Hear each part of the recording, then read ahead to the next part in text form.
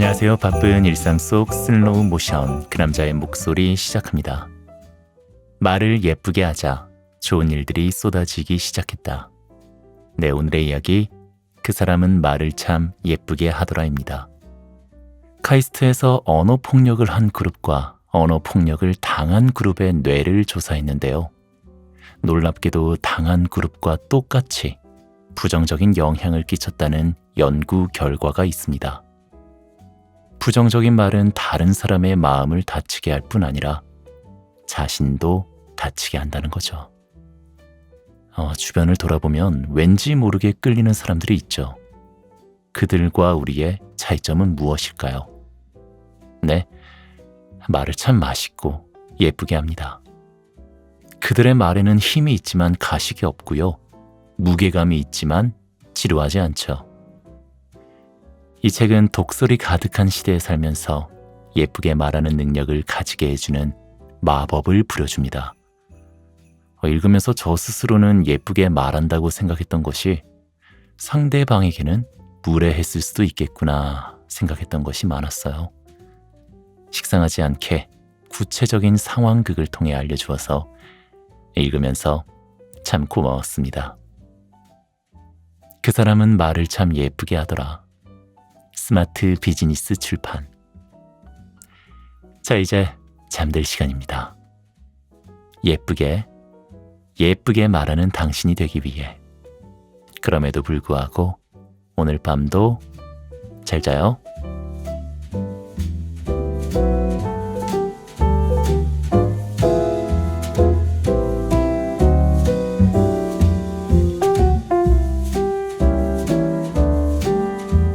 말투 하나 바꿨을 뿐인데 좋은 일들이 쏟아졌다.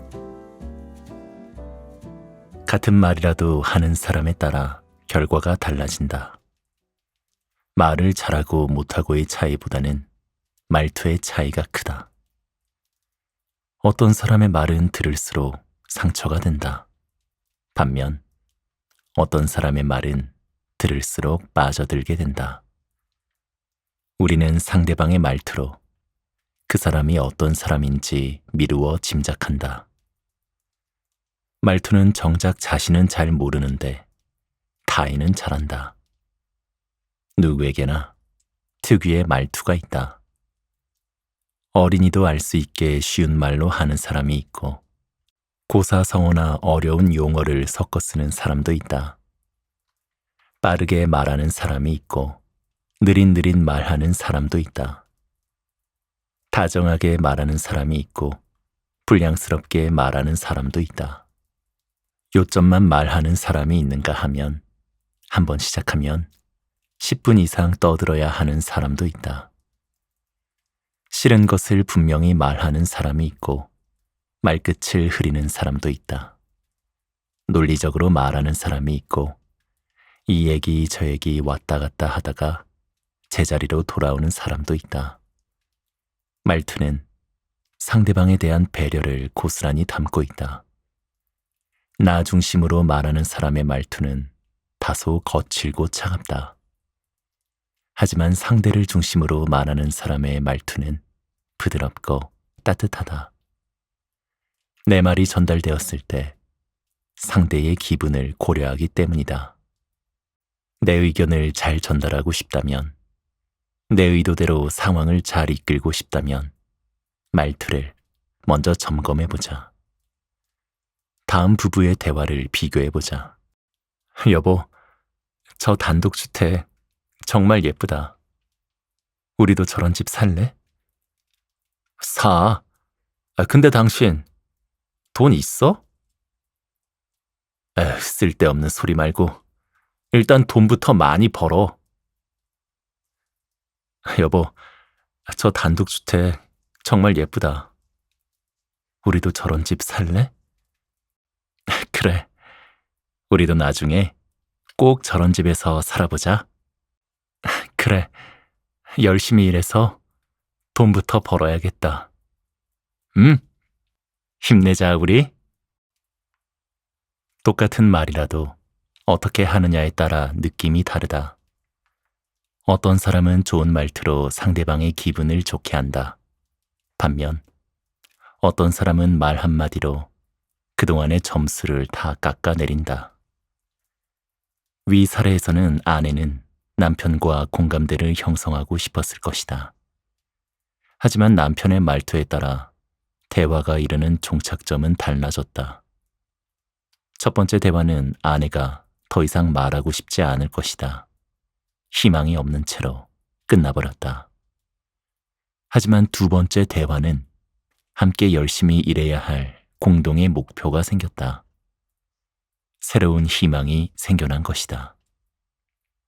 워싱턴 대학 심리학자 존 가트맨 교수는 30년 이상 행복한 부부와 이혼하는 부부 3,000쌍 이상을 연구했다.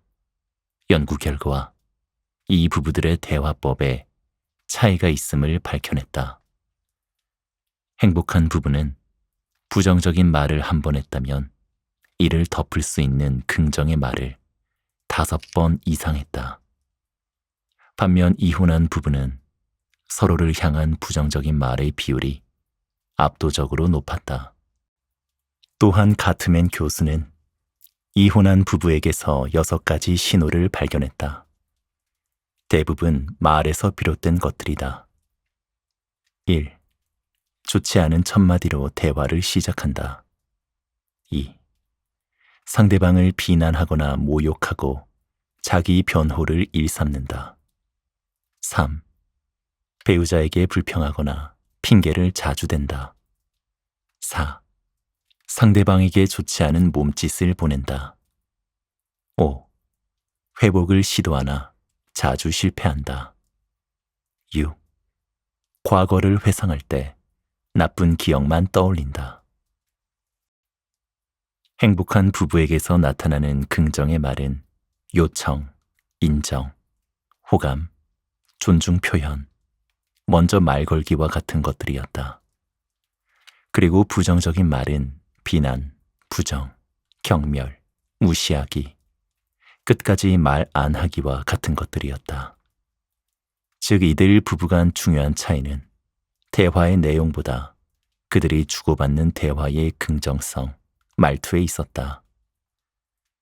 말투는 화자의 성격에서 비롯된다고 생각하는 사람들이 많다. 그래서 말투를 지적하면 내 성격이 그런 걸 어쩌라고. 지금껏 이렇게 살아왔는데 어떻게 고치냐? 라며 반발한다. 하지만 말투는 화자의 성격이 아니다. 말투는 화자의 습관이다.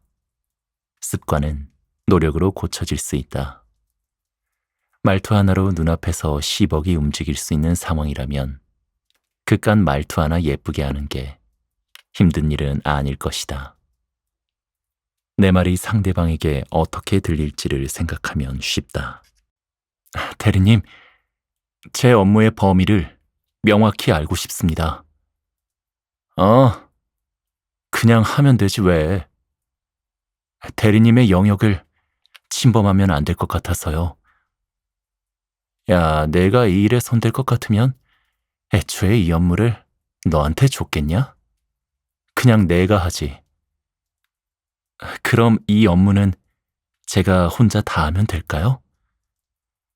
야, 당연한 걸 뭘 물어.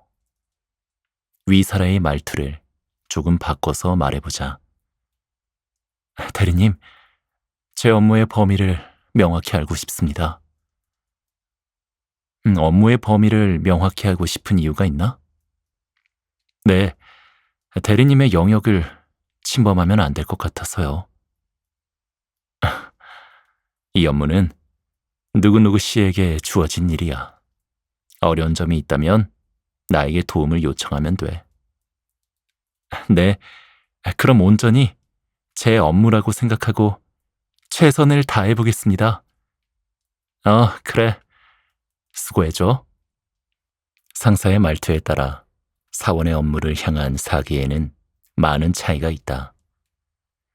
말로 천냥빚을 갚는가 하면 새치혀로 사람을 죽인다. 말은 어떻게 전달되느냐에 따라 전혀 다른 결과를 가져올 수 있다. 말은 그 내용보다 말투에 의해 결과가 좌우되는 경우가 많다. 그러니 예쁘게 말하도록 노력하자.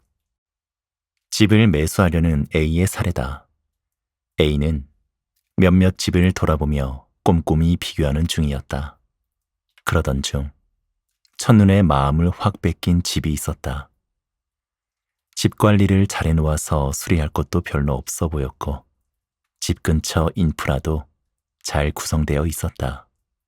단 한 가지 주저하게 되는 점이 있다면 시세보다 2천만 원 비싼 가격이었다. A는 매매 가격을 협상해 줄 수 있는지 매도인의 의향을 물었다. 그러자 매도인은 대답했다. 살다 보면 주변 시세보다 2천만 원이 비싼 이유를 알게 되실 거예요. 몇몇 집을 이미 비교해 보셔서 아시겠지만 위치나 집 상태가 좋아서 2천만 원 이상의 값을 해요. 무엇보다 이 집은 복이 많은 집이에요. 저는 이 집에 이사 와서 사업이 번창하기 시작했어요. 그리고 그렇게 안 생기던 아이도 가졌답니다. 아마 사장님도 이 집에서 돈 많이 버시고 좋은 일이 많이 생기실 거예요.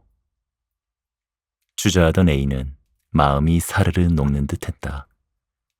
그리고 기분 좋게 그 집을 매수했다. 매도인은 예쁜 말로 2천만 원을 벌었고 매수인은 기분 좋게 2천만 원을 기꺼이 지불했다. 같은 말이라도 어떤 방식으로 말하느냐에 따라 듣는 사람의 기분은 달라진다. 그래서 때로는 말투 하나 바꿨을 뿐인데 정해진 결과가 바뀌기도 한다. 욕을 퍼부을 마음으로 전화를 건 민원인의 마음을 돌릴 수도 있고 어느 정도 결론을 내린 클라이언트의 결정을 내 의도대로 흔들 수도 있다. 평소에 영업을 잘하는 사람 혹은 말을 잘하는 사람을 떠올려 보자. 그 사람의 말투가 어떠한가? 자기가 하고 싶은 말을 편한 대로 내뱉는 사람인가? 그렇지 않을 것이다. 상대의 마음을 흔드는 사람들의 말투는 들을수록 기분 좋다. 그들은 본인이 하고 싶은 말을 다 하는 것 같은데도 기분 나쁘지 않다. 예쁘게 말하고 싶고 말투를 바꾸고 싶은데 방법을 모른다면 다음의 사항들을 염두에 두고 말해보자. 상대의 말끝을 자르지 않는다. 대화의 결론을 단정 짓지 않는다. 상대를 평가하기보다는 인정한다. 같은 표현이라면 조금 더 예쁜 표현을 사용한다. 화난 상태에서는 최대한 말을 줄인다. 내 생각이 옳다는 아집을 버린다. 비난, 야유와 같은 부정적인 리액션은 하지 않는다. 상대를 이해하고 응원하는 표현을 많이 한다. 이 모든 사항의 공통점은 마음의 중심이 상대에게 있다는 점이다. 마음의 중심이 나에게 있는 사람은 상대가 보이지 않는다. 그래서 내 말투가 상대에게 상처 주고 있다는 사실을 깨닫지 못한다. 상대를 마음의 중심에 둘 때, 상대를 배려하려는 마음가짐이 있을 때 자연스럽게 예쁜 말투가 나온다. 말할 때마다 위사항들을 하나하나 다 떠올릴 수는 없다. 그럴 땐 단 하나만 기억하자. 내 말을 듣는 상대의 기분이 어떨까? 필립 체스터필드의 내 아들아, 너는 인생을 이렇게 살아라에 이런 구절이 나온다. 너도 어느덧 커서 이제는 자기 주장을 펼 줄 아는 아이가 되었구나. 내가 자기 주장을 가질 정도가 되었다면 주장을 남에게 표현할 줄도 알아야 한다. 사람들은 그것을 대화라고 하지. 그렇다면 어떻게 해야 말을 잘할 수 있을까? 네가 하고 싶은 이야기를 꾸밈없이 사실 그대로 전하는 것이 말을 잘하는 것일까? 그건 아니란다. 다른 사람의 마음을 붙잡기 위한 말하기는 또렷하고 정확하며 힘찬 말투로 얼굴 표정이나 몸짓 등을 적절히 사용하여 말하는 것이란다. 그렇다고 일부러 부풀려서 말하라는 것은 아니야.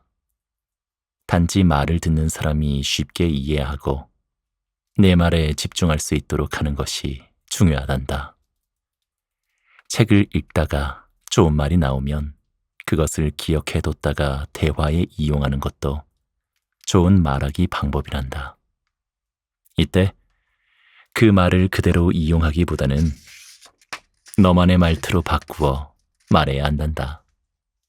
그래야 진짜 자기만의 말하기 방법이 될 테니까. 할 말은 하되 상대가 기분 나쁘지 않게 말하는 사람들을 본 적이 있을 것이다. 그 사람들의 말투를 상기해보자. 화내지 않고 조곤조곤 말한다. 그리고 상대를 배려한 단어를 사용한다. 말투는 사용하는 단어에 따라서도 달라진다. 예쁜 단어를 사용하는 사람의 말투가 거칠 수 없다. 하나를 얘기했으면 둘을 듣고 셋은 맞장구. 우스갯이야기가 하나 있다. 어떤 한국 사람이 미국으로 이민을 가서 여러 어려움을 겪다가 갖게 된 직업이 심리 상담사라고 한다. 상담을 받으러 온 미국 사람들의 이야기를 제대로 듣지도 말하지도 못하는데 말이다. 그런데 뜻밖에도 얼마 지나지 않아 이 한국 사람이 운영하는 심리 상담소는 인근에서 가장 유명한 상담소가 되었다. 어떻게 그런 일이 가능했을까? 답은 이렇다. 말을 제대로 못하니 상대의 이야기와 함께 표정이나 제스처 등에 주목하고 짧은 영어이니 길게는 말하지 못하고 가끔 호응을 해주는 것이 전부였다. 그런데 상담을 마친 후 사람들의 반응이 뜻밖이었다. 그동안의 스트레스와 문제가 속 시원하게 해결되었고 자기 말을 그렇게 잘 들어주고 호응해주는 상담사는 처음 보았다며 입소문을 낸 것이다. 맞장구의 힘이다. 국어사전에서 맞장구는 남의 말에 덩달아 호응하거나 동의하는 일이라고 정의하고 있다. 장구는 혼자 치는 것보다 함께 쳐야 흥이 나고 신명난다. 대화도 마찬가지다. 혼자서만 줄기차게 말하는 대화는 재미가 없다. 상대가 나의 말에 적절히 공감해주고 추임새를 넣어줘야 말하는 사람이 신난다. 쿵 하면 짝하는 대화. 대화에는 적절한 공감으로 맞장구 쳐야 한다. 그것이 호감 가는 대화다. 그래서 모든 대화의 전문가들이 강조하는 가장 중요한 대화의 법칙, 1대 2대 3의 법칙이다. 하나를 얘기했으면 둘을 듣고 셋은 맞장구 쳐라. 사람들이 많이 모이는 장소에서도 매번 깨닫는 진리는 별거 아니다. 자기 말을 많이 하는 사람보다 들어주고 맞장구 치는 사람 쪽에 더 후한 점수를 주게 된다는 것이다. 오는 길에 차가 너무 막히길래 봤더니 사고가 났더라고요. 네, 운전할 때 더 신경 써야겠어요. 네. 오는 길에 차가 너무 막히길래 봤더니 사고가 났더라고요. 정말요? 어떡해. 사람이 다치지 않았으면 좋겠네요. 네, 운전할 때 더 신경 써야겠어요. 맞아요. 정말 조심, 또 조심이에요. 후자의 대화에서 B는 나를 존중하고 나의 이야기에 귀 기울이고 있다는 느낌이 든다. 그래서 이야기할 맛이 난다. 맞장구는 이야기의 윤활유 역할을 한다. 대화가 끊이지 않게 해주고 신명나게 한다. 맞장구는 어려운 일이 아니다. 추임새만 적절히 넣어줘도 대화는 충분히 흥이 난다. 상대방이 말하고 싶게 만드는 것, 그것이 바로 맞장구의 핵심이다. 대화에서 경청의 중요성은 아무리 강조해도 지나치지 않다. 여기서 적극적인 경청의 방법 중 하나가 바로 맞장구다.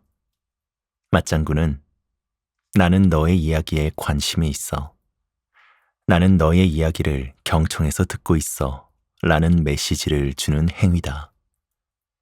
이런 맞장구의 표현도 상황에 따라 여러 가지를 사용할 수 있다. 1.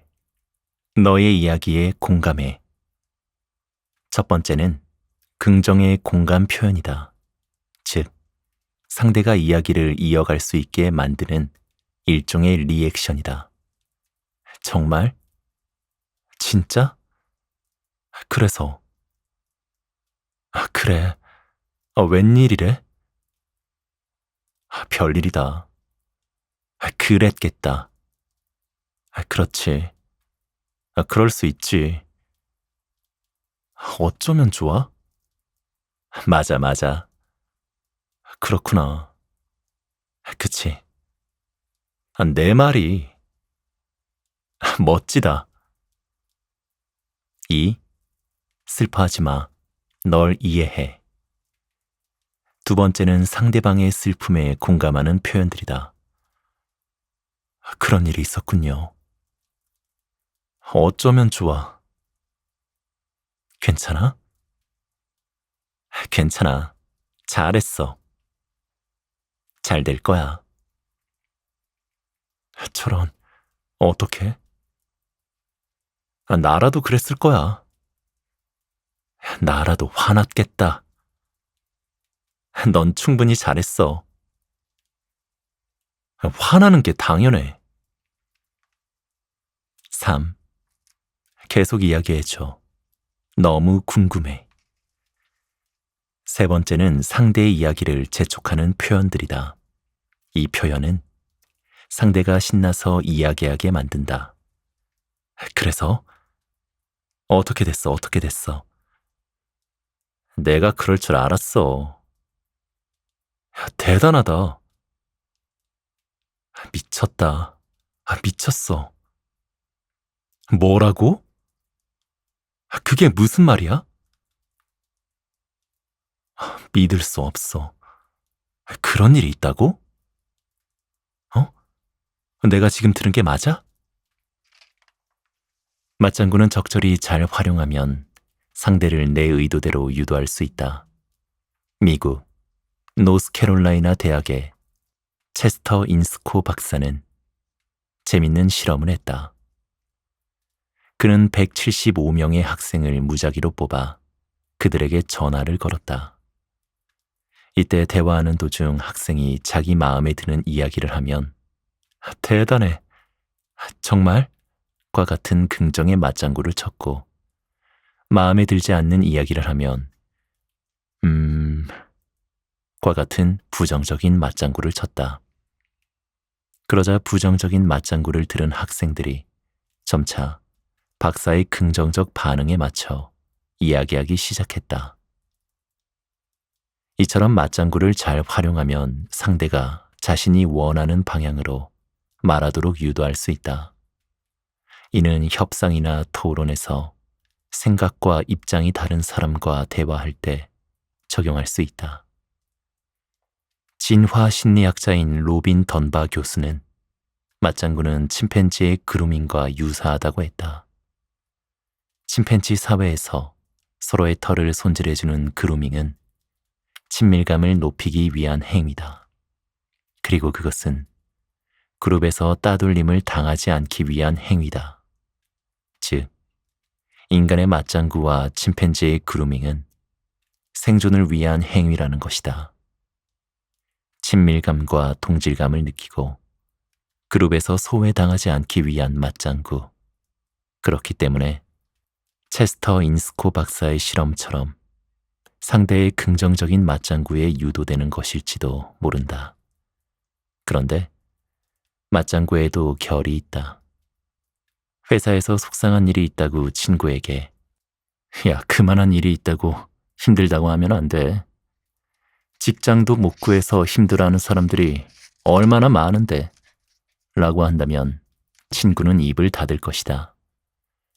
이처럼 모든 맞장구가 호감 있는 대화로 이끌어주는 것은 아니다. 잘못된 맞장구도 많다. 잘못된 맞장구는 상대방에게 무시나 거절의 느낌으로 다가간다. 맞장구 칠 때 주의해야 할 표현을 알아보자. 무의미한 자기 비하. 아, 나 오늘 아침에 주차 위반에 걸렸어. 야, 말도 마. 난 수시로 그래. 내가 더 나쁜 상황임을 알려줘서 상대방을 위로하려는 맞장구다. 하지만 이 경우 상대방의 에피소드는 별거 아니라는 느낌을 줄 수 있어서 상대방을 언짢게 할 수 있다. 자신을 불필요하게 낮춰서 맞장구 칠 필요는 없다. 섣부른 판단과 해결. 엄마, 친구가 내 샤프 부러뜨렸어요. 너무 속상해요. 울면 너만 손해지. 지금 친구는 샤프 망가뜨린 거 다 잊고 신나게 놀고 있을 거야. 저도 알아요. 울면 나만 손해라는 거. 근데 지금 속상하다고요. 아이는 다만 자신의 속상한 감정을 이해하고 받아줄 엄마가 필요할 뿐이다. 그런데 엄마는 섣부르게 판단하고 해결해 주려고 하고 있다. 아이의 감정선은 아직 속상함에 머물러 있는데 말이다. 지나치게 이성적인 판단. 내가 몇 번이나 불렀는데 나만 무시하는 느낌이야. 글쎄, 내 생각엔 아닌 것 같은데. 네가 너무 예민한 거 아니야? 이런 표현은 상대방의 감정을 인정하지 않는 느낌을 줄 수 있다. 상대방은 같은 감정을 공유하고 싶어서 꺼낸 말이다. 그런데 B는 지나치게 이성적인 판단으로 상대의 감정을 부정하는 것 같은 뉘앙스다. 오히려 상대방에게 적대감을 불러일으킬 수 있다. 상대의 감정을 가볍게 치부하는 표현. 나 오늘 강아지가 아파서 너무 마음이 아픈데도 출근했어. 당연한 거 아니야? 그게 왜? 나한테 나쁜 감정이 있는 걸까? 나한테만 저러는 것 같지? 야, 너 너무 예민한 거 아니야? 민감하게 받아들이지 마. 이런 말들은 상대방의 감정을 가볍게 치부하는 것처럼 들릴 수 있다. 또는 상대방이 지나치게 감정적인 사람인 것 같은 느낌을 준다. 설령 나와 생각이 다를지라도 그 사람의 감정선을 따라가 주는 것이 중요하다. 모든 맞장구가 다 좋은 것은 아니다. 맞장구를 사용할 때는 상대방의 감정을 존중하고 공감하는 톤으로 표현해야 한다. 맞장구는 대화의 날개를 달아주기 위함이지 상대방의 이야기에 판단과 조언을 건네기 위함이 아니다. 맞장구를 활용할 때는 그저 상대방의 감정에 머물러 있어주면 된다. 신나면 신나는 대로, 속상하면 속상한 대로, 화나면 화나는 대로 그 감정 그대로를 따라 반응해주면 된다. 상대방의 감정과 그 순간 함께하는 것이다. 맞장구는 기술이 필요하지 않다. 그저 감정에 어울리는 추임새만 함께 맞추면 된다. 예쁜 말의 씨앗이 예쁜 대화의 꽃을 피운다. 긍정적인 말을 많이 하는 사람과 부정적인 말을 많이 하는 사람은 그 인생이 다르게 흘러간다. 말하는 대로 우리의 뇌가 그렇게 될 준비를 하기 때문이다. 칭찬을 많이 듣는 아이는 긍정의 방향으로 강화되고 비난과 비판을 많이 듣는 아이는 주눅이 들고 자신의 존재를 부정적으로 인식해간다. 미국 하버드 대학 엘렌 랭어 교수는 시계 거꾸로 돌리기 실험으로 유명하다. 랭어 교수는 70대 후반에서 80대 초반의 남성 8명을 수도원에 모아놓고 일주일간 함께 생활하도록 했다. 연구팀은 시계를 거꾸로 돌려 수도원 내부를 20년 전과 똑같이 꾸며놓았다. 텔레비전과 라디오에서는 당시의 드라마, 영화, 방송들이 흘러나왔고 신문도 그 당시 것이었다. 실험자들은 2가지 조건을 지켜야 했다. 첫 번째는 20년 전인 1959년으로 돌아가 당시의 자신처럼 지낼 것. 둘째는 청소와 설거지와 같은 집안일을 스스로 해결할 것이었다. 노인들은 실험에 참여하기 전까지만 해도 늙어서 모든 것이 힘에 부친다고 호소했고 기력이 없어서 아무런 활동을 할 수 없다고 했다. 어떤 노인은 부축 없이는 거동이 힘들다고도 했다. 그런데 일주일간 20살 젊게 생활하자 그들의 신체에서 변화가 일어났다. 청력과 기억력이 좋아졌고 관절의 유연성, 악력도 향상됐다. 전보다 빨리 걸었고 대화가 늘었다. 누가 봐도 건강이 좋아졌고 눈에 띄게 젊어졌다. 이 실험을 통해 랭어 교수는 우리를 빨리 늙게 만드는 요인은 신체적 노화가 아닌 스스로 늙었다고 생각하는 심리적 시계에 따른 결과라는 사실을 밝혀냈다. 이처럼 우리의 뇌는 속이기가 쉽다. 그러니 나의 뇌가 듣고 속을 수 있도록 항상 긍정적인 말을 하자. 엄마, 아기가 왜 이렇게 무거워? 조용히 해. 그런 소리 하면 큰일 난다. 첫째를 품에 안았을 때 일이다. 꼬물대는 갓난 생명의 무게감이 생각보다 컸다. 별 생각 없이 내뱉은 말에 엄마는 야단을 치셨다. 아기가 무겁다는 소리는 함부로 하면 큰일 난다고 하셨다. 그때부터 아기가 아파서 몸무게가 줄어들 수 있단다. 미신을 믿지 않던 엄마가 손주 앞에서는 모든 것이 조심스러웠던 것 같다. 나는 샤워를 할 때나 산책할 때 입버릇처럼 내 목표를 중얼거린다. 말이 씨가 된다는데 말 한마디로 나는 씨를 심었다.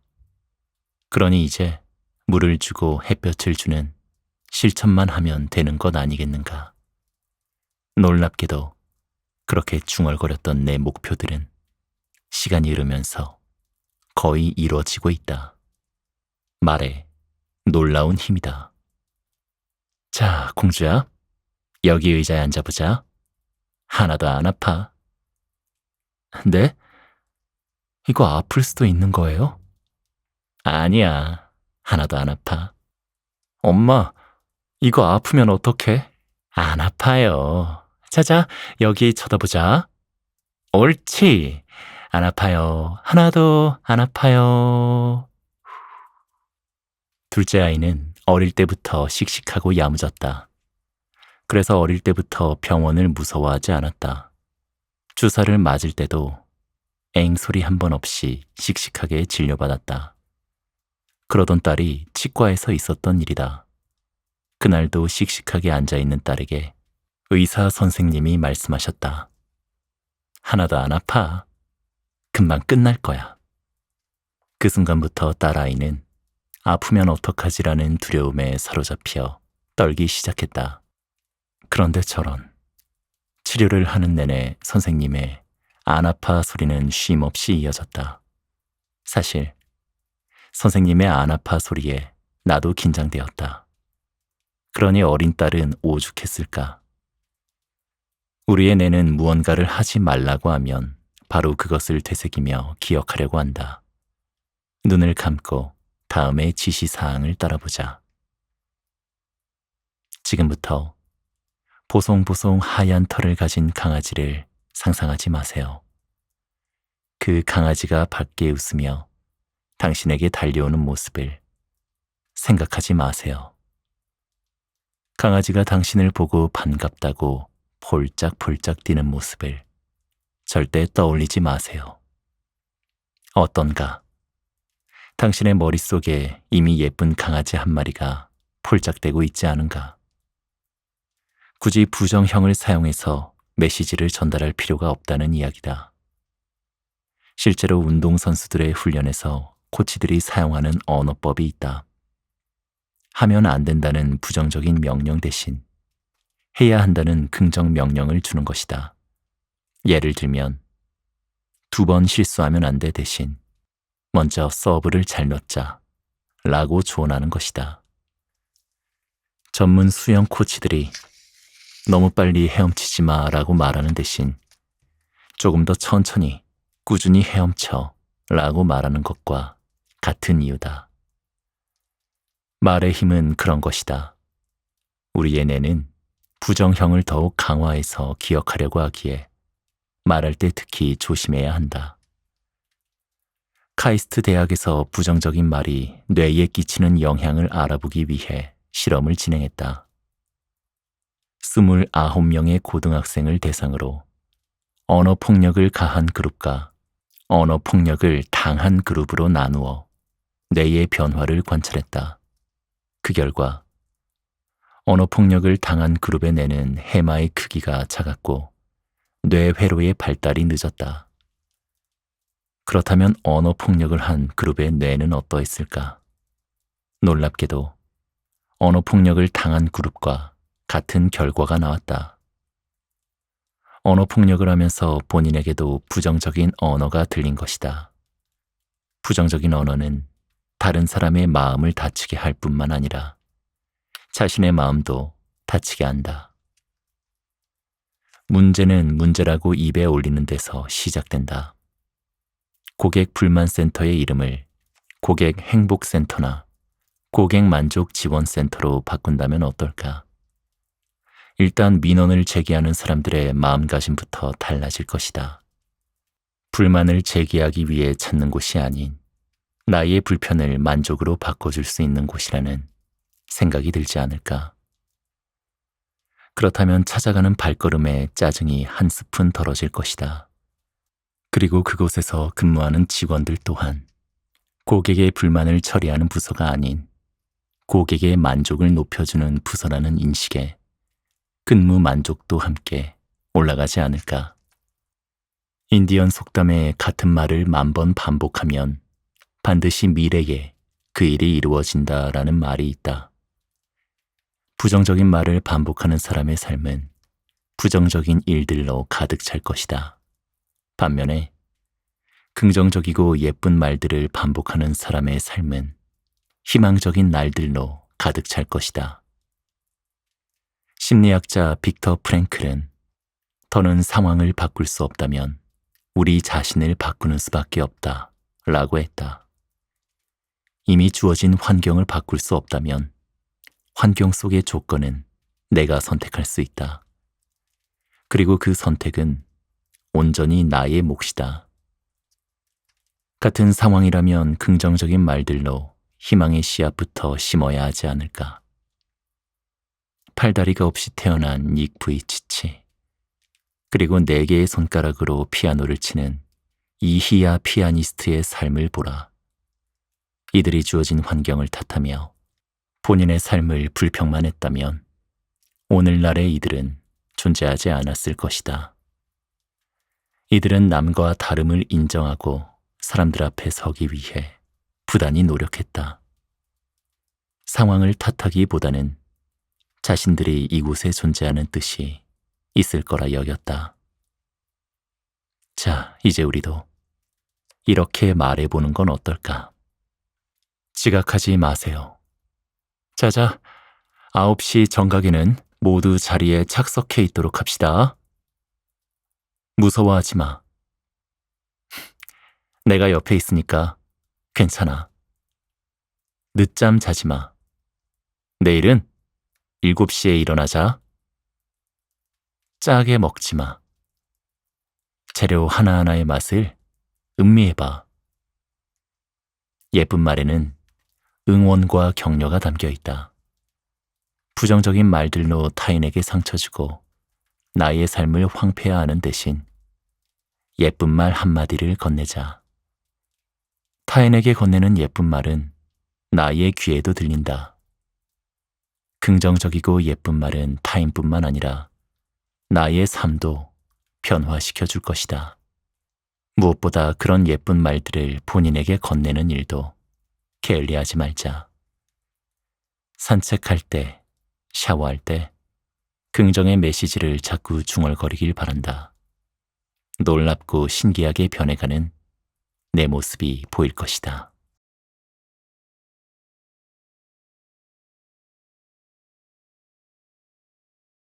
말투 하나 바꿨을 뿐인데 좋은 일들이 쏟아졌다.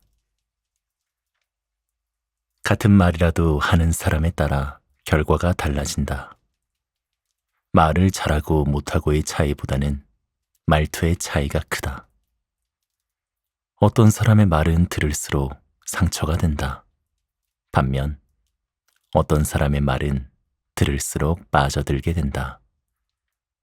우리는 상대방의 말투로 그 사람이 어떤 사람인지 미루어 짐작한다. 말투는 정작 자신은 잘 모르는데 타인은 잘한다. 누구에게나 특유의 말투가 있다. 어린이도 알 수 있게 쉬운 말로 하는 사람이 있고 고사성어나 어려운 용어를 섞어 쓰는 사람도 있다. 빠르게 말하는 사람이 있고 느릿느릿 말하는 사람도 있다. 다정하게 말하는 사람이 있고 불량스럽게 말하는 사람도 있다. 요점만 말하는 사람이 있는가 하면 한번 시작하면 10분 이상 떠들어야 하는 사람도 있다. 싫은 것을 분명히 말하는 사람이 있고 말끝을 흐리는 사람도 있다. 논리적으로 말하는 사람이 있고 이 얘기 저 얘기 왔다 갔다 하다가 제자리로 돌아오는 사람도 있다. 말투는 상대방에 대한 배려를 고스란히 담고 있다. 나 중심으로 말하는 사람의 말투는 다소 거칠고 차갑다. 하지만 상대를 중심으로 말하는 사람의 말투는 부드럽고 따뜻하다. 내 말이 전달되었을 때 상대의 기분을 고려하기 때문이다. 내 의견을 잘 전달하고 싶다면, 내 의도대로 상황을 잘 이끌고 싶다면 말투를 먼저 점검해보자. 다음 부부의 대화를 비교해보자. 여보, 저 단독주택 정말 예쁘다. 우리도 저런 집 살래? 사. 근데 당신 돈 있어? 쓸데없는 소리 말고 일단 돈부터 많이 벌어. 여보, 저 단독주택 정말 예쁘다. 우리도 저런 집 살래? 그래, 우리도 나중에 꼭 저런 집에서 살아보자. 그래, 열심히 일해서 돈부터 벌어야겠다. 힘내자, 우리. 똑같은 말이라도 어떻게 하느냐에 따라 느낌이 다르다. 어떤 사람은 좋은 말투로 상대방의 기분을 좋게 한다.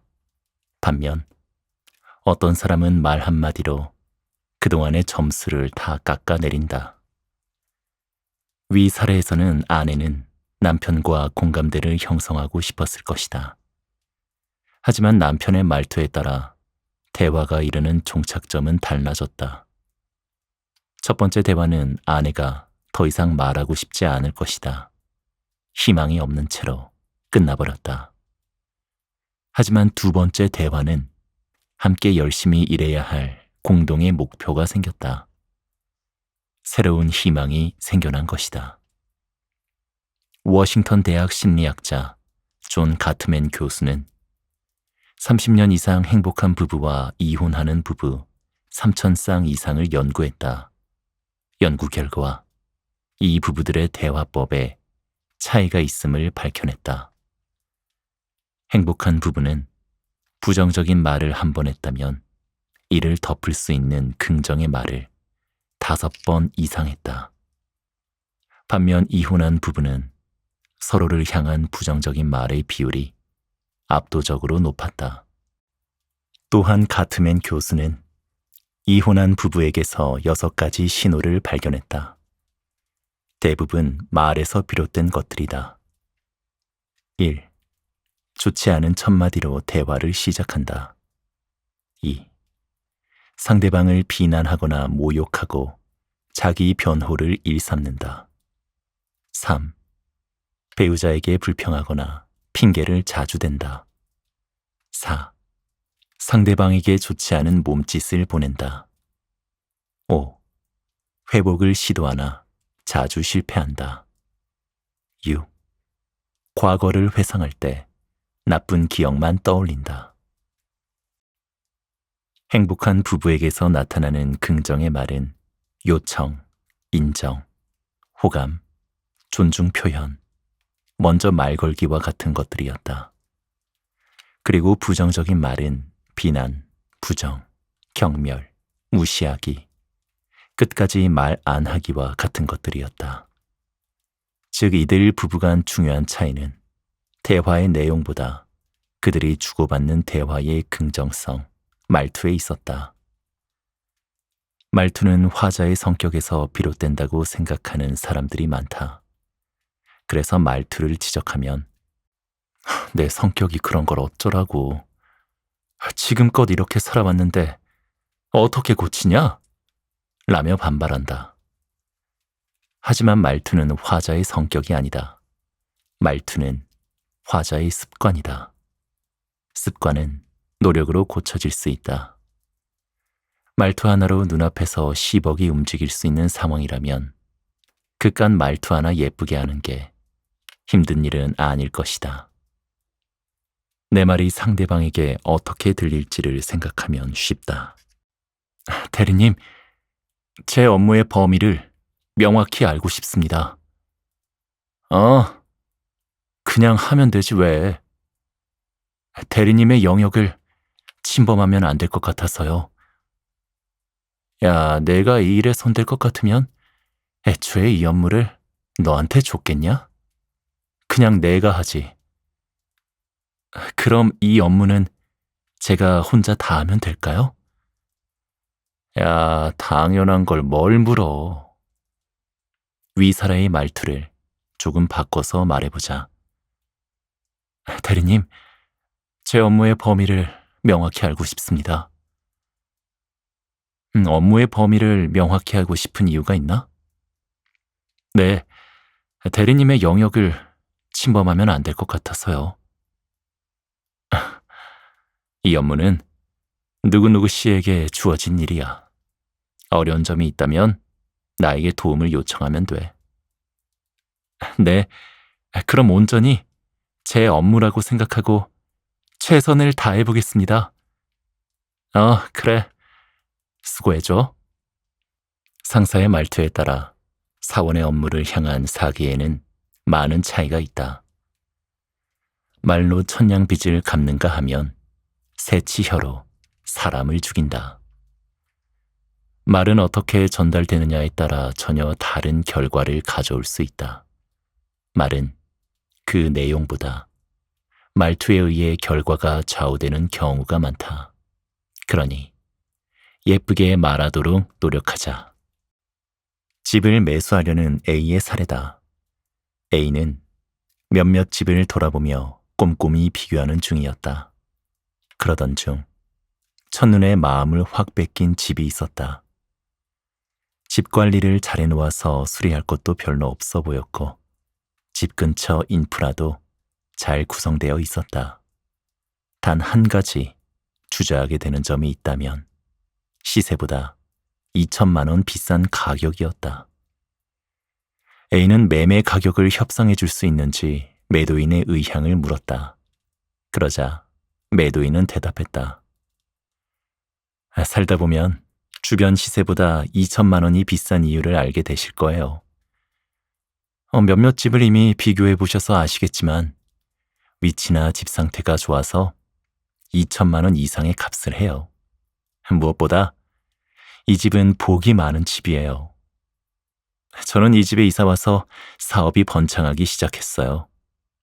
그리고 그렇게 안 생기던 아이도 가졌답니다.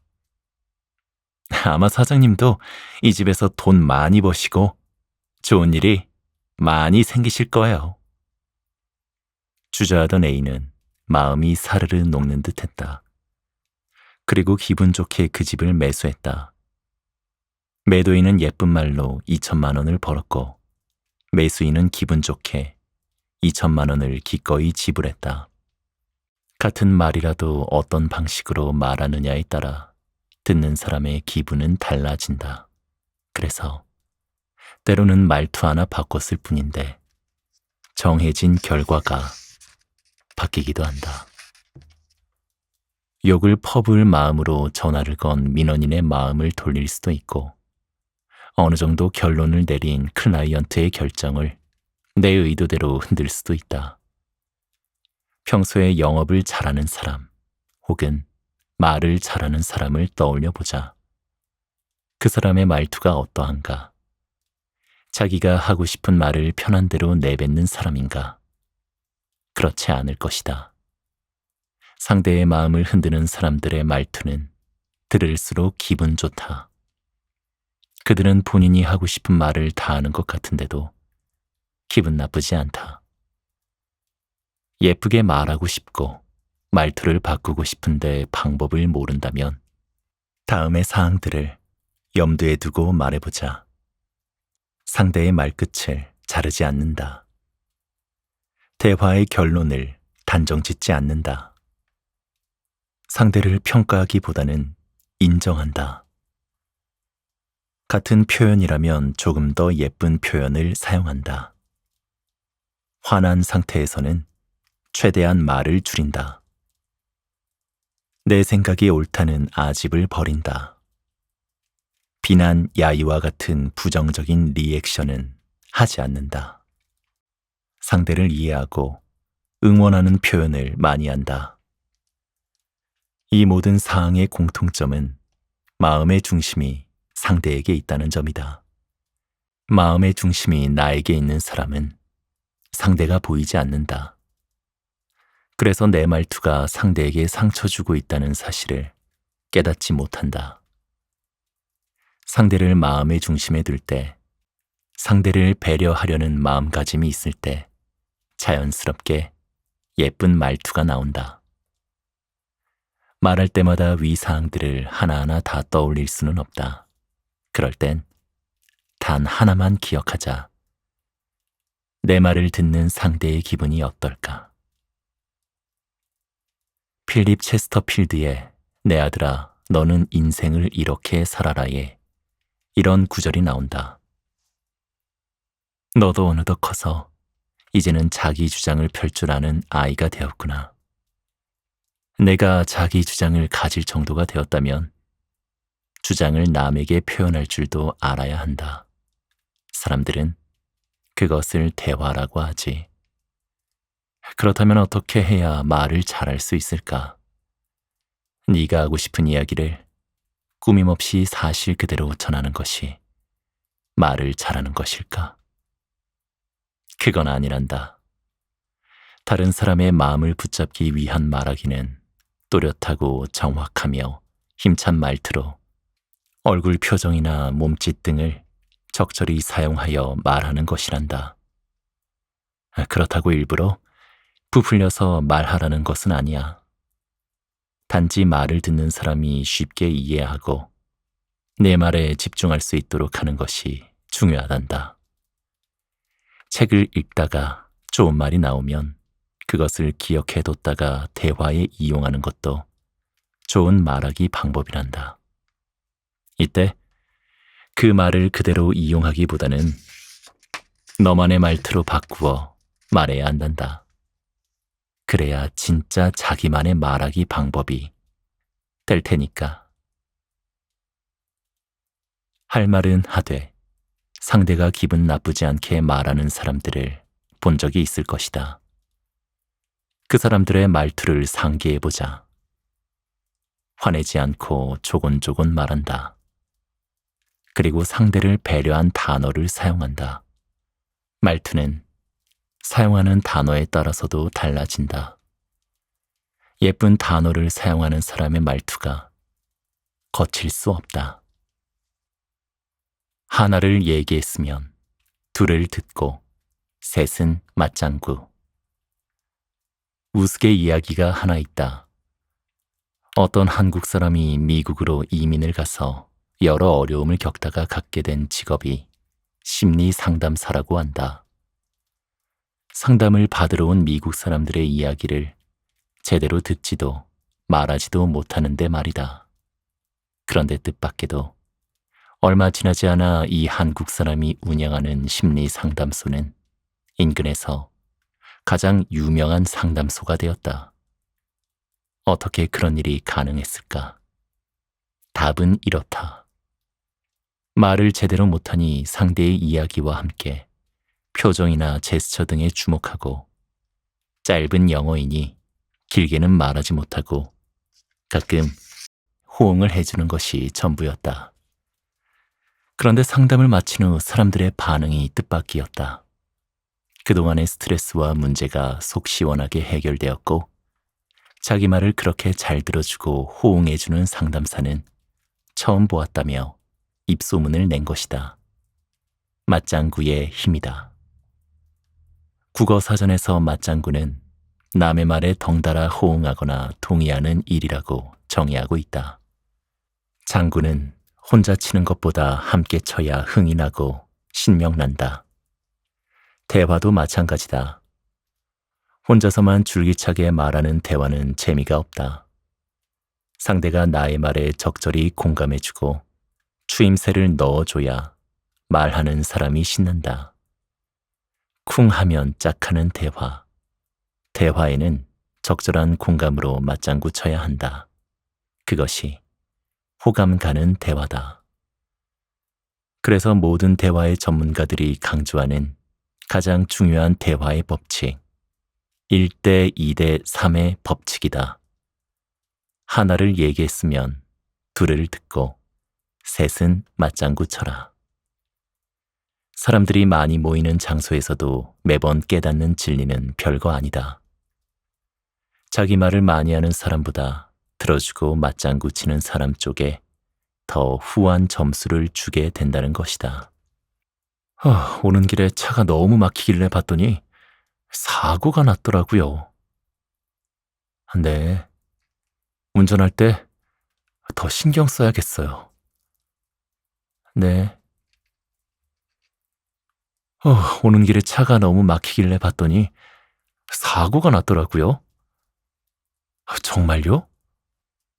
어떡해. 사람이 다치지 않았으면 좋겠네요.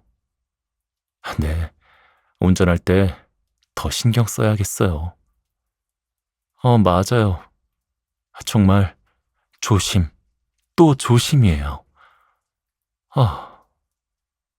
후자의 대화에서 B는 나를 존중하고 나의 이야기에 귀 기울이고 있다는 느낌이 든다. 그래서 이야기할 맛이 난다. 맞장구는 이야기의 윤활유 역할을 한다. 대화가 끊이지 않게 해주고 신명나게 한다. 맞장구는 어려운 일이 아니다. 추임새만 적절히 넣어줘도 대화는 충분히 흥이 난다. 상대방이 말하고 싶게 만드는 것, 그것이 바로 맞장구의 핵심이다. 대화에서 경청의 중요성은 아무리 강조해도 지나치지 않다. 여기서 적극적인 경청의 방법 중 하나가 바로 맞장구다. 맞장구는 나는 너의 이야기에 관심이 있어. 나는 너의 이야기를 경청해서 듣고 있어. 라는 메시지를 주는 행위다. 이런 맞장구의 표현도 상황에 따라 여러 가지를 사용할 수 있다. 1. 너의 이야기에 공감해.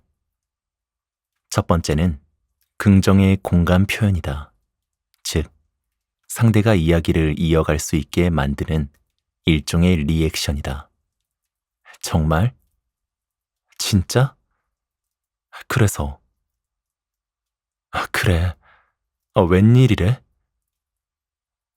별일이다. 그랬겠다. 그렇지. 그럴 수 있지. 어쩌면 좋아? 맞아, 맞아. 그렇구나. 그치. 내 말이 멋지다. 2. 슬퍼하지 마. 널 이해해. 두 번째는 상대방의 슬픔에 공감하는 표현들이다. 그런 일이 있었군요. 어쩌면 좋아. 괜찮아? 괜찮아. 잘했어. 잘 될 거야. 저런, 어떡해? 나라도 그랬을 거야. 나라도 화났겠다. 넌 충분히 잘했어. 화나는 게 당연해. 3. 계속 이야기해줘. 너무 궁금해. 세 번째는 상대의 이야기를 재촉하는 표현들이다. 이 표현은 상대가 신나서 이야기하게 만든다. 그래서 어떻게 됐어, 어떻게 됐어? 내가 그럴 줄 알았어. 대단하다. 미쳤다. 미쳤어. 뭐라고? 그게 무슨 말이야? 믿을 수 없어. 그런 일이 있다고? 어? 내가 지금 들은 게 맞아? 맞장구는 적절히 잘 활용하면 상대를 내 의도대로 유도할 수 있다. 미국 노스캐롤라이나 대학의 체스터 인스코 박사는 재밌는 실험을 했다. 그는 175명의 학생을 무작위로 뽑아 그들에게 전화를 걸었다. 이때 대화하는 도중 학생이 자기 마음에 드는 이야기를 하면 대단해, 정말? 과 같은 긍정의 맞장구를 쳤고 마음에 들지 않는 이야기를 하면 과 같은 부정적인 맞장구를 쳤다. 그러자 부정적인 맞장구를 들은 학생들이 점차 박사의 긍정적 반응에 맞춰 이야기하기 시작했다. 이처럼 맞장구를 잘 활용하면 상대가 자신이 원하는 방향으로 말하도록 유도할 수 있다. 이는 협상이나 토론에서 생각과 입장이 다른 사람과 대화할 때 적용할 수 있다. 진화 심리학자인 로빈 던바 교수는 맞장구는 침팬지의 그루밍과 유사하다고 했다. 침팬지 사회에서 서로의 털을 손질해주는 그루밍은 친밀감을 높이기 위한 행위다. 그리고 그것은 그룹에서 따돌림을 당하지 않기 위한 행위다. 즉, 인간의 맞장구와 침팬지의 그루밍은 생존을 위한 행위라는 것이다. 친밀감과 동질감을 느끼고 그룹에서 소외당하지 않기 위한 맞장구. 그렇기 때문에 체스터 인스코 박사의 실험처럼 상대의 긍정적인 맞장구에 유도되는 것일지도 모른다. 그런데 맞장구에도 결이 있다. 회사에서 속상한 일이 있다고 친구에게 야, 그만한 일이 있다고 힘들다고 하면 안 돼. 직장도 못 구해서 힘들어하는 사람들이 얼마나 많은데 라고 한다면 친구는 입을 닫을 것이다. 이처럼 모든 맞장구가 호감 있는 대화로 이끌어주는 것은 아니다. 잘못된 맞장구도 많다. 잘못된 맞장구는 상대방에게 무시나 거절의 느낌으로 다가간다. 맞장구 칠 때 주의해야 할 표현을 알아보자. 무의미한 자기 비하. 나 오늘 아침에 주차 위반에 걸렸어. 야, 말도 마. 난 수시로 그래. 내가 더 나쁜 상황임을 알려줘서 상대방을 위로하려는 맞장구다. 하지만 이 경우 상대방의 에피소드는 별거 아니라는 느낌을 줄 수 있어서 상대방을 언짢게 할 수 있다. 자신을 불필요하게 낮춰서 맞장구 칠 필요는 없다. 섣부른 판단과 해결. 엄마, 친구가 내 샤프 부러뜨렸어요. 너무 속상해요. 울면 너만 손해지.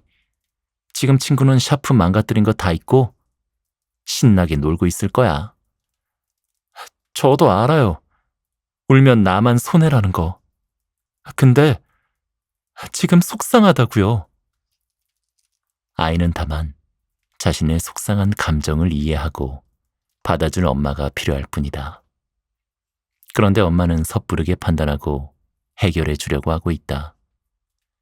아이의 감정선은 아직 속상함에 머물러 있는데 말이다.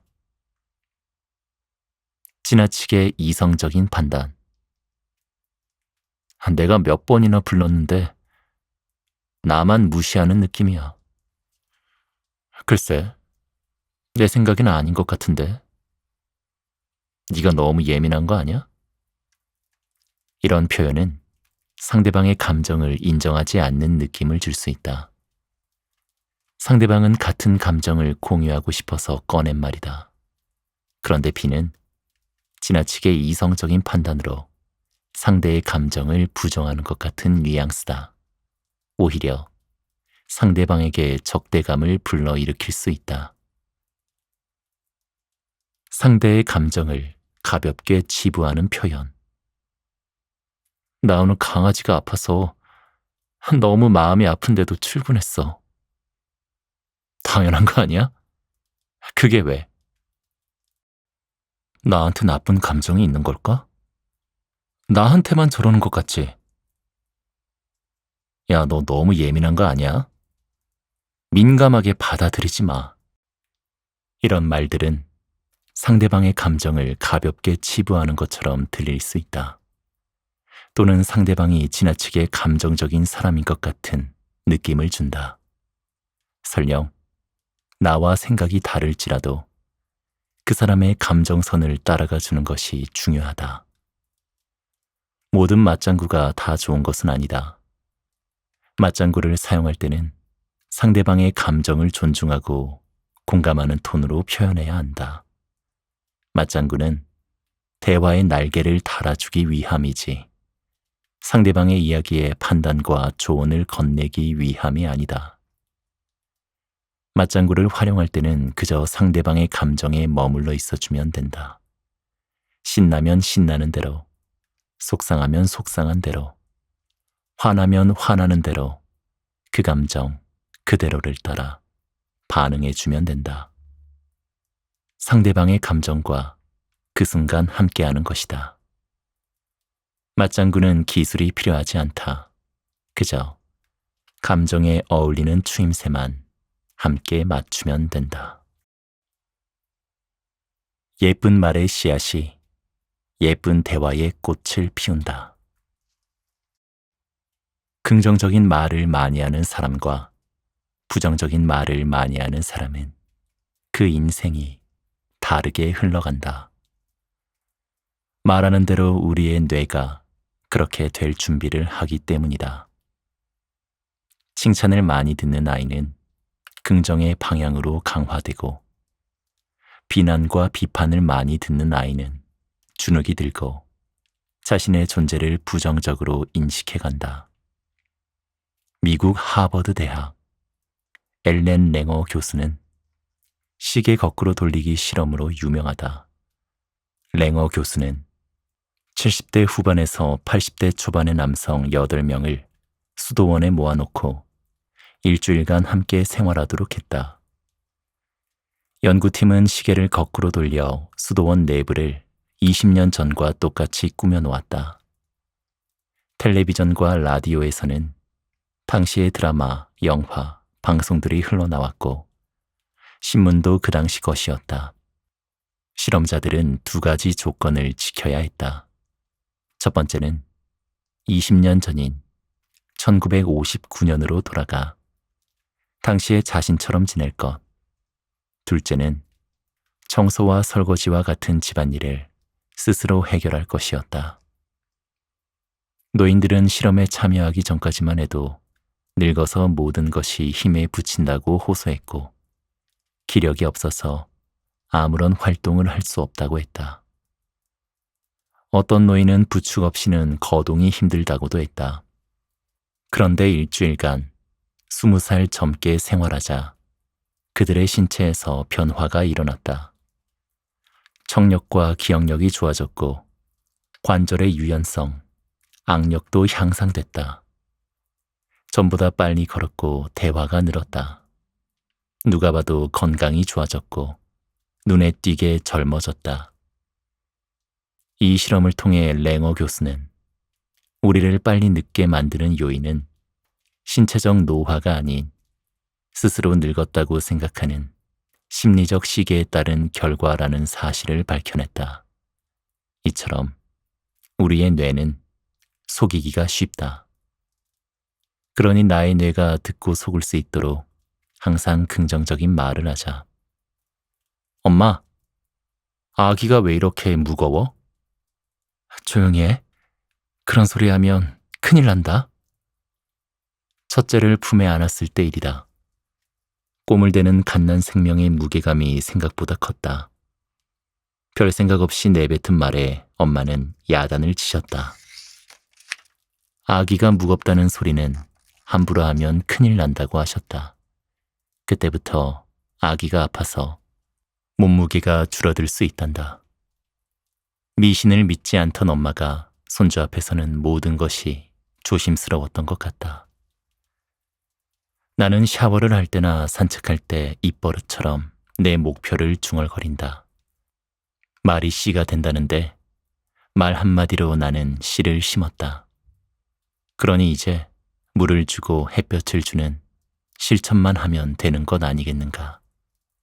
놀랍게도 그렇게 중얼거렸던 내 목표들은 시간이 흐르면서 거의 이루어지고 있다. 말에 놀라운 힘이다. 자, 공주야, 여기 의자에 앉아보자. 하나도 안 아파. 네? 이거 아플 수도 있는 거예요? 아니야, 하나도 안 아파. 엄마, 이거 아프면 어떡해? 안 아파요. 자자, 여기 쳐다보자. 옳지. 안 아파요. 하나도 안 아파요. 둘째 아이는 어릴 때부터 씩씩하고 야무졌다. 그래서 어릴 때부터 병원을 무서워하지 않았다. 주사를 맞을 때도 엥 소리 한 번 없이 씩씩하게 진료받았다. 그러던 딸이 치과에서 있었던 일이다. 그날도 씩씩하게 앉아있는 딸에게 의사 선생님이 말씀하셨다. 하나도 안 아파. 금방 끝날 거야. 그 순간부터 딸아이는 아프면 어떡하지라는 두려움에 사로잡혀 떨기 시작했다. 그런데 저런, 치료를 하는 내내 선생님의 안 아파 소리는 쉼없이 이어졌다. 사실 선생님의 안 아파 소리에 나도 긴장되었다. 그러니 어린 딸은 오죽했을까. 우리의 뇌는 무언가를 하지 말라고 하면 바로 그것을 되새기며 기억하려고 한다. 눈을 감고 다음의 지시사항을 따라보자. 지금부터 보송보송 하얀 털을 가진 강아지를 상상하지 마세요. 그 강아지가 밖에 웃으며 당신에게 달려오는 모습을 생각하지 마세요. 강아지가 당신을 보고 반갑다고 폴짝폴짝 뛰는 모습을 절대 떠올리지 마세요. 어떤가? 당신의 머릿속에 이미 예쁜 강아지 한 마리가 폴짝대고 있지 않은가? 굳이 부정형을 사용해서 메시지를 전달할 필요가 없다는 이야기다. 실제로 운동선수들의 훈련에서 코치들이 사용하는 언어법이 있다. 하면 안 된다는 부정적인 명령 대신 해야 한다는 긍정 명령을 주는 것이다. 예를 들면 2번 실수하면 안 돼 대신 먼저 서브를 잘 넣자 라고 조언하는 것이다. 전문 수영 코치들이 너무 빨리 헤엄치지 마 라고 말하는 대신 조금 더 천천히 꾸준히 헤엄쳐 라고 말하는 것과 같은 이유다. 말의 힘은 그런 것이다. 우리의 뇌는 부정형을 더욱 강화해서 기억하려고 하기에 말할 때 특히 조심해야 한다. 카이스트 대학에서 부정적인 말이 뇌에 끼치는 영향을 알아보기 위해 실험을 진행했다. 29명의 고등학생을 대상으로 언어폭력을 가한 그룹과 언어폭력을 당한 그룹으로 나누어 뇌의 변화를 관찰했다. 그 결과 언어폭력을 당한 그룹의 뇌는 해마의 크기가 작았고 뇌회로의 발달이 늦었다. 그렇다면 언어폭력을 한 그룹의 뇌는 어떠했을까? 놀랍게도 언어폭력을 당한 그룹과 같은 결과가 나왔다. 언어폭력을 하면서 본인에게도 부정적인 언어가 들린 것이다. 부정적인 언어는 다른 사람의 마음을 다치게 할 뿐만 아니라 자신의 마음도 다치게 한다. 문제는 문제라고 입에 올리는 데서 시작된다. 고객 불만센터의 이름을 고객 행복센터나 고객 만족 지원센터로 바꾼다면 어떨까? 일단 민원을 제기하는 사람들의 마음가짐부터 달라질 것이다. 불만을 제기하기 위해 찾는 곳이 아닌 나의 불편을 만족으로 바꿔줄 수 있는 곳이라는 생각이 들지 않을까? 그렇다면 찾아가는 발걸음에 짜증이 한 스푼 덜어질 것이다. 그리고 그곳에서 근무하는 직원들 또한 고객의 불만을 처리하는 부서가 아닌 고객의 만족을 높여주는 부서라는 인식에 근무 만족도 함께 올라가지 않을까.